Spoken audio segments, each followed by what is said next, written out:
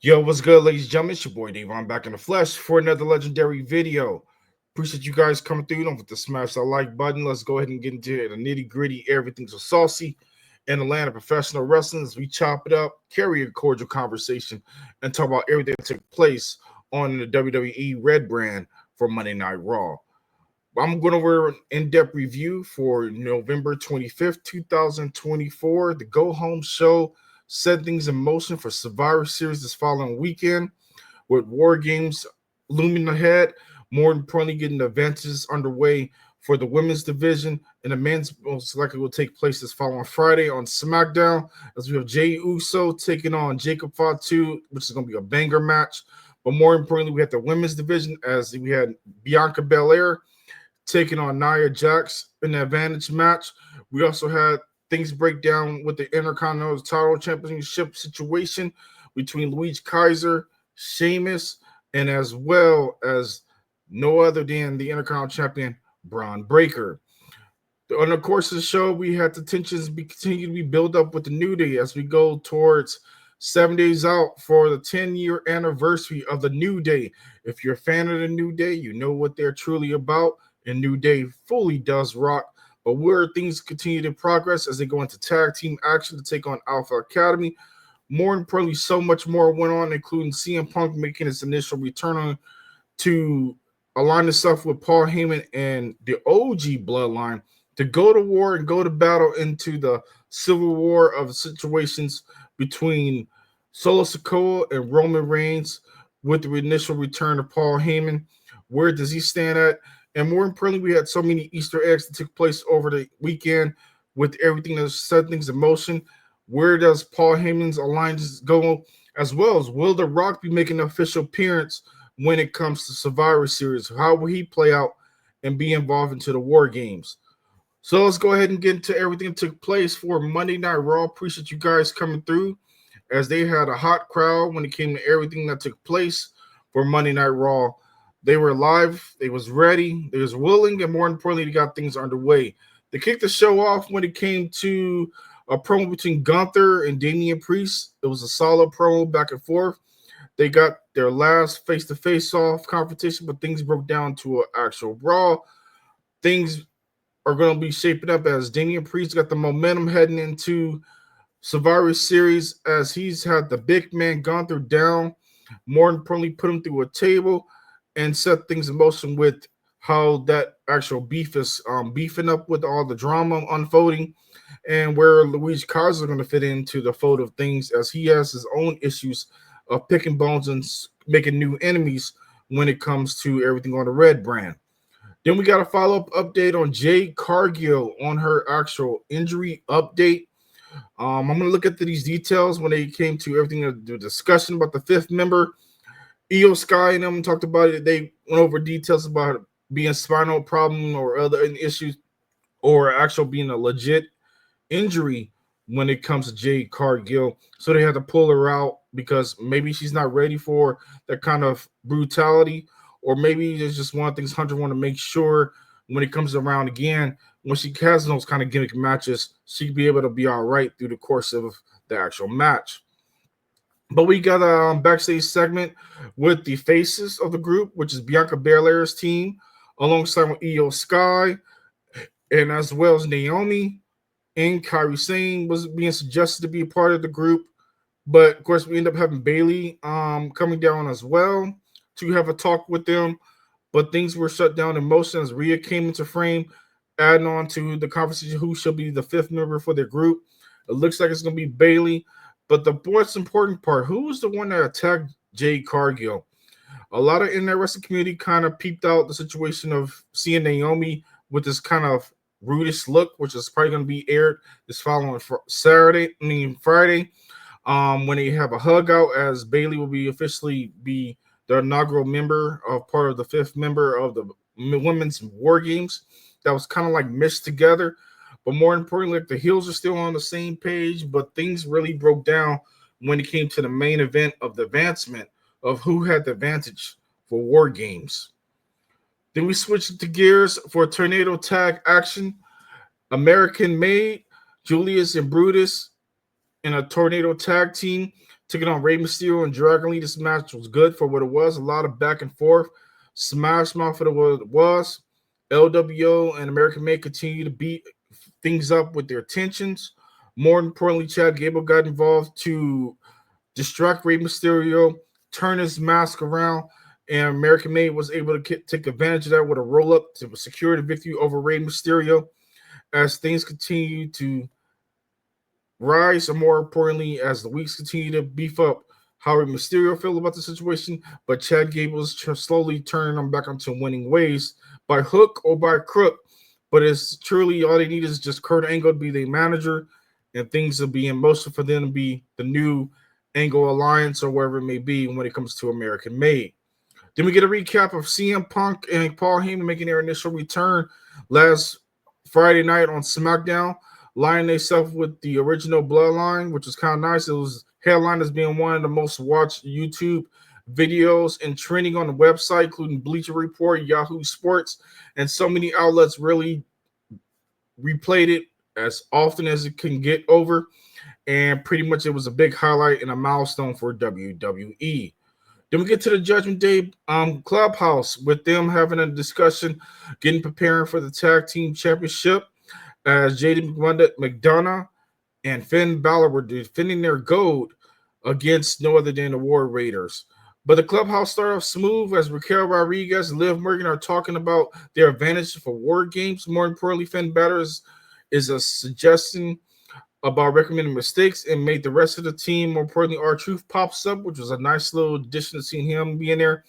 And it was a decent promo from there with them having a nice little laughter after R-Truth responded and said they're not family anymore. And then he said he canceled Thanksgiving, which has got me a good little laugh. I enjoyed majority of R-Truth. He's a true legend. He knows how to make people break character. More importantly, he knows when to pick his right spots to be involved in segments. Then we get to the finally, the singles action of the night.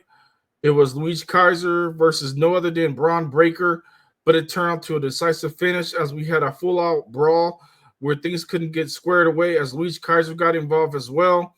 Sheamus got involved with the whole beatdown as well, and things are looking to shape up as we officially got it signed, sealed, and delivered as being official by no other than Adam Pearce that it will be an Intercontinental Championship match.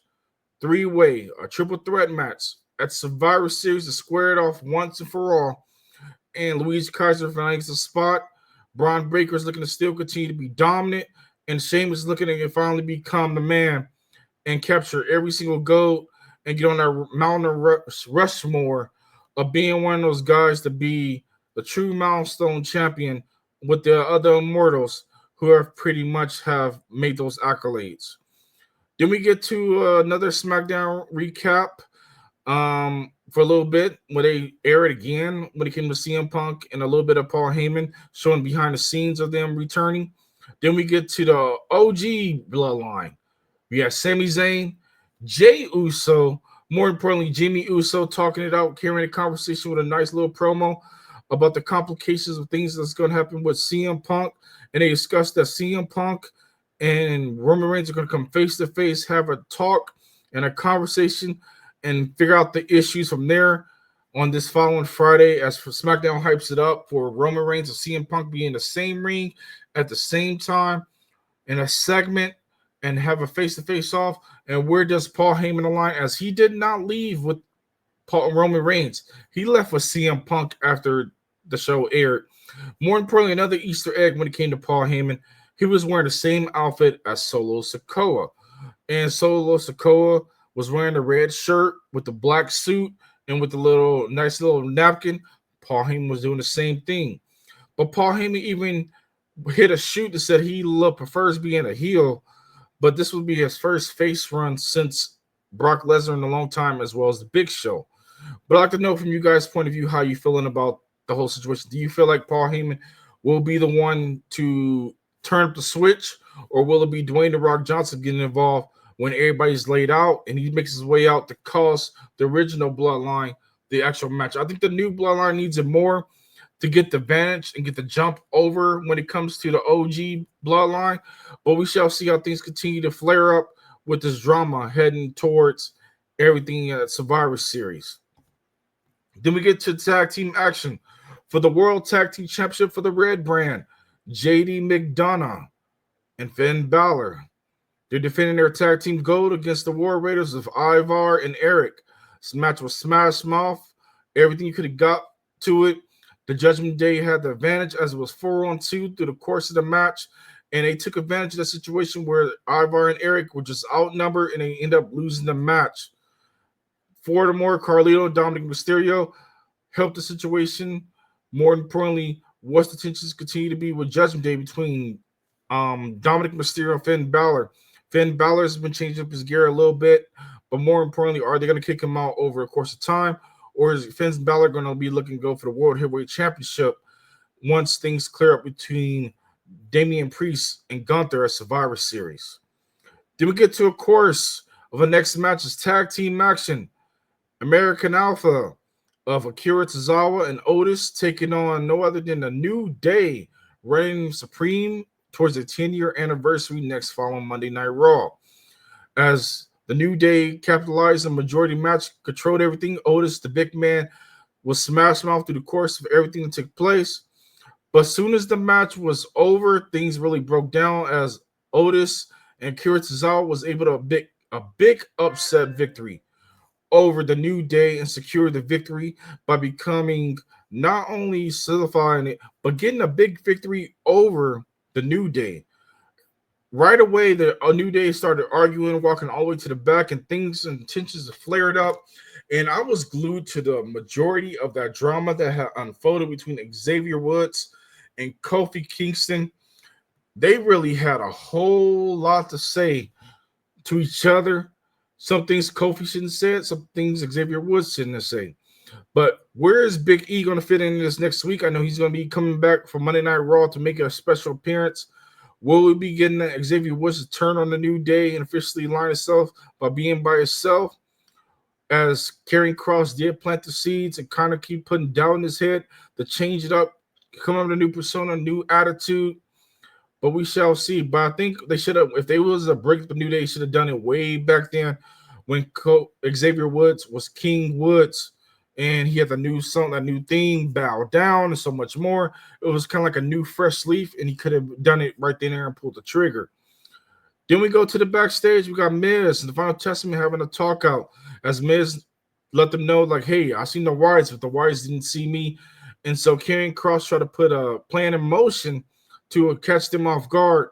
Soon as they left, things break down in a quickness as Nikki Cross showed up, took out Scarlett, put the beat down on her.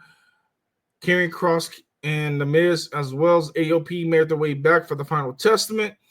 And Scarlett was still swinging in the dark, trying to figure out what happened. She said that Nikki Cross did it, and Karrion Kross said he vowed for vengeance when it comes to the whole situation of the Wyatt Six. Then we get to footage of Adam Pearce announcing the new championship coming to the Red brand, mid-card championship. I'd like to know from you guys' point of view how you feeling about this. The WWE Women's Intercontinental Championship will be officially coming to the Monday Night Raw brand, and they will be starting the tournament next week. To find out who will be involved in the tournament, it will be announced this following Saturday, following Survivor Series, with the list of who's all going to be involved for Monday Night Raw. But more importantly, my hot pick person to win this championship has to be Zelina Vega. I feel like she's the right one to be the Intercontinental Champion. More importantly, I think it'll be legacy and for her to catch her first gold when it comes to the Red brand. Then we switch over to the Bloodline Advantage. Not the Bloodline, but the Women's Division. Sorry for that, but the Women's Division Advantage for Wargames. We have Bianca Belair versus Nia Jax, the WWE Women's Champion, in the main event of Monday Night Raw. It was Smash Mouth. Everybody got involved. A brawl included. A whole bunch of chaos happened. Bayley got involved with the assist. And Bianca Belair scored that victory with that I believe that she hit a 450 and secured the victory on a 1-2-3 on Nia Jax. And where does this put her in intentions to eventually in the near future to get a WWE Women's Championship match? Time is the tell to see what may happen. As well as with Tiffany Stratton, she is currently the Money in the Bank winner. If they were to lose, do you think Tiffany would cash in on Nia Jax or Liv Morgan at Survivor Series if it comes down to it? If she's like, man, forget this Survivor Series team, I'm here for gold, and leave them high and dry on Tiffy time. But will she get a big pop? I think so. And I think that will be a good way to send it off when it comes to the women's division with a Tiffy time cash in right there where they don't expect it. They know they're on the same team, but they always look over their shoulder, wonder what Tiffany Stratton's going to be doing. But more importantly, don't forget to check the advantage match for the bloodline stipulation of who will take advantage for the War Games as Jey Uso taking on Jacob Fatu. These two have a brood history of verbal jabs on the internet, but now they finally collide for the first time ever on WWE programming.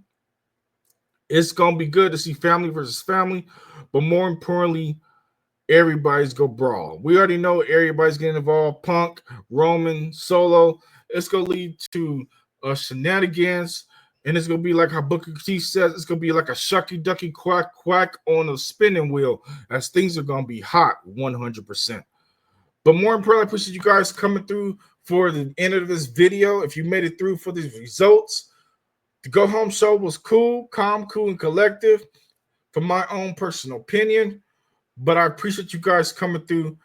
Don't forget to smash that like button, subscribe, hit the notification bell, and I'll catch you guys on the next one. Until then, you guys stay up,